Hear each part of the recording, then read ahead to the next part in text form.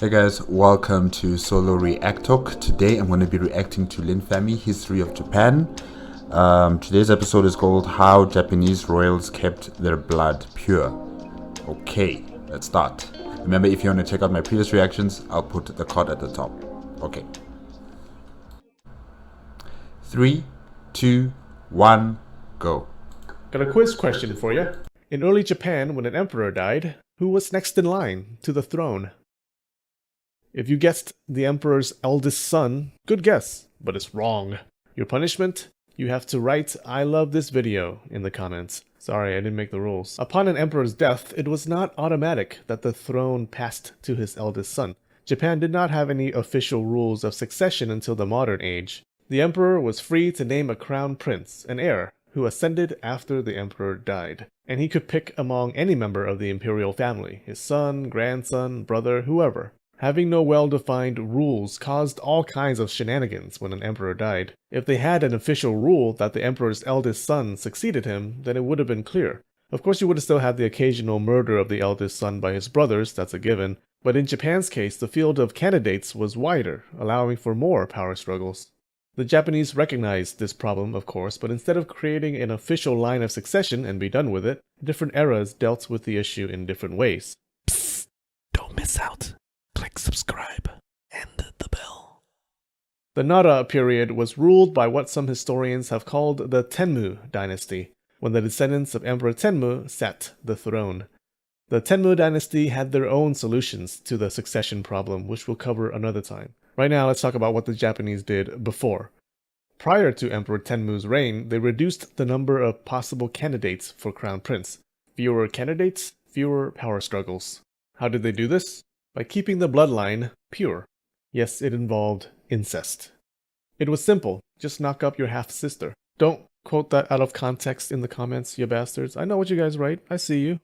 If you don't know the difference between step-siblings and half-siblings, it's easy. Step-siblings, not related. Half-siblings, related. Step-siblings share no biological parents. Half-siblings share one biological parent. And I hope there's never a time in your life when this little piece of knowledge becomes significant.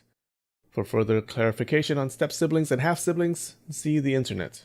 So the system they had before Tenmu was something called double royalty, and it worked like this. I hope you're watching the screen, and sober. If not, just give up now.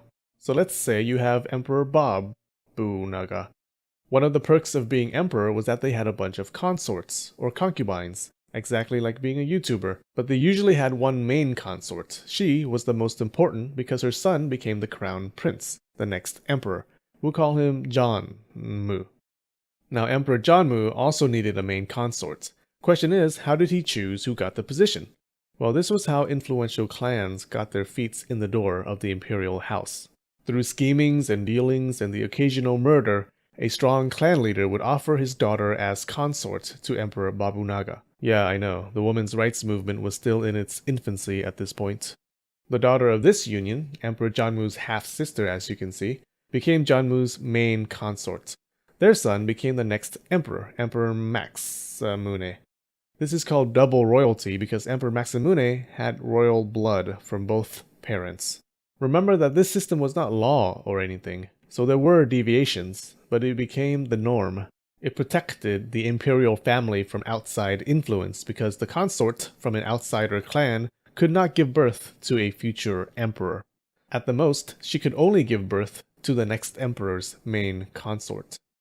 When the Soga clan dominated the Japanese court in the Asuka period, they did it within this system. Their daughters were consorts to many emperors. These unions could not result in future emperors, but they persisted. They just kept marrying into the imperial family, keeping their influence fresh. Women were invaluable to the top clans. Being consorts to the emperor meant they pierced his inner circle.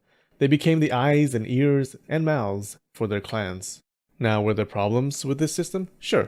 Like when the main consort did not produce a son, or the emperor died before producing a son. That meant the field of candidates opened up, and people getting whacked.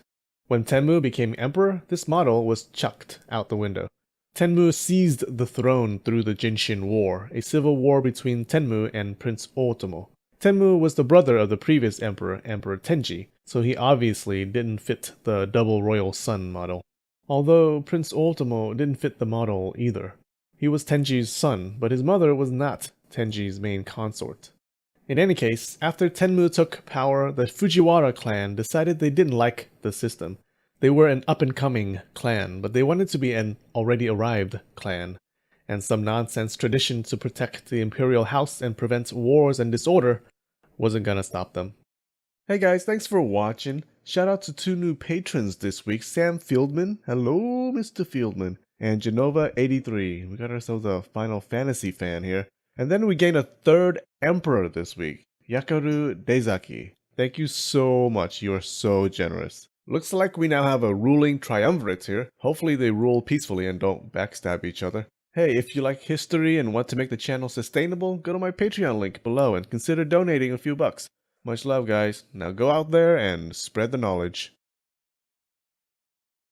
Guys, that's it for how Japanese royals kept their blood pure.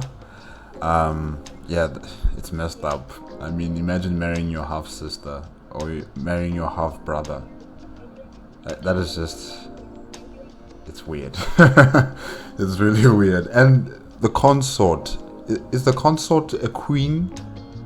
Or is there still a queen with the emperor, and then there's the consorts, the main consort, the clan consort? I'm not entirely sure where does the empress or the queen fit into this. Or maybe the consort is the empress and the queen. I'm not entirely sure about the terminology being used here when he said consort. But yeah, it's quite interesting that the clans continue to use their daughters as spies, as people with influence and power to, you know, influence the emperor in whatever situation that's occurring in court. You know, what if a particular clan is in trouble, then you just see a consort clan, I mean a clan consort coming towards the emperor, you know, begging for leniency, for forgiveness for whatever the clan has committed, you know. And whenever there's some vital information, this clan consort could hear it and then relay it back to the clan and say, you know, this happened, that happened, this is going to happen to the clan, or this is going to affect the clan. So it's quite interesting that there's this internal bureaucracy and intelligence and surveillance, while at the same time also having children, and having those children marry each other, and the cycle continues like that. And wow, it's crazy. Okay guys, that's it for today with Linfamy. Remember, if you like the video, please give me a like, comment and subscribe to my channel. Click on the notification bell if you want to be up to date with my latest videos, and I will see you next week, Tuesday. Okay, bye bye.